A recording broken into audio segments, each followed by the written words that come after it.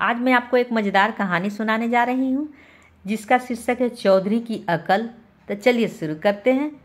एक गांव में एक कुम्हार था।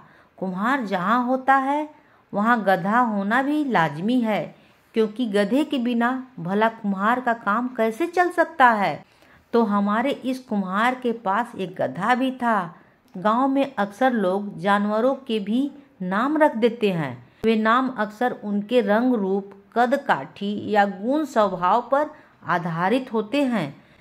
हमारे कुम्हार का गधा खच्चर जितना ऊंचा था, इसलिए कुम्हार उसे लंबू कहता था।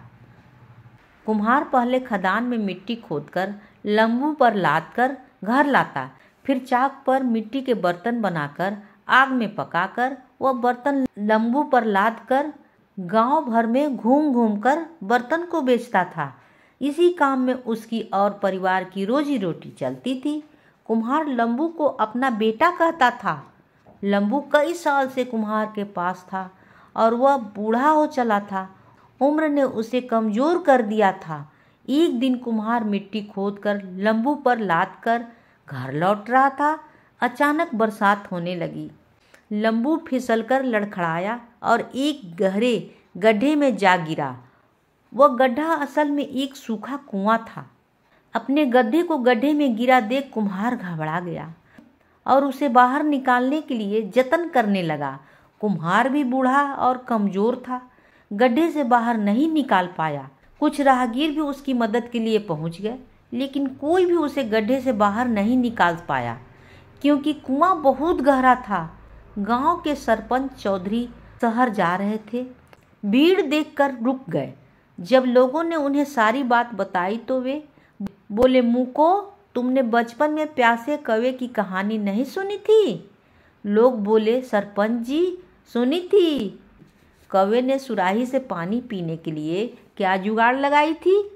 उसने सुराही में कंकड़ पत्थर डाले थे, पर यहाँ पानी नहीं है।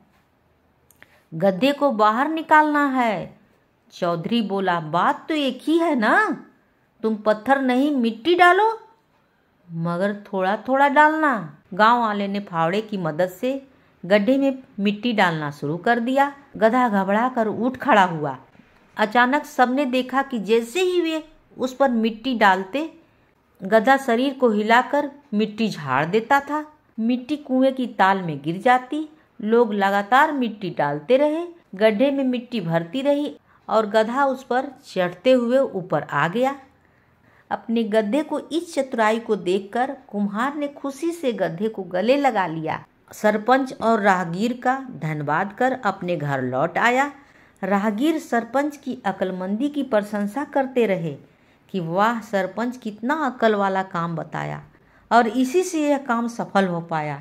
इसलिए हमेशा हमें अक्ल से काम लेनी चाहिए। कहानी होती है समाप्त।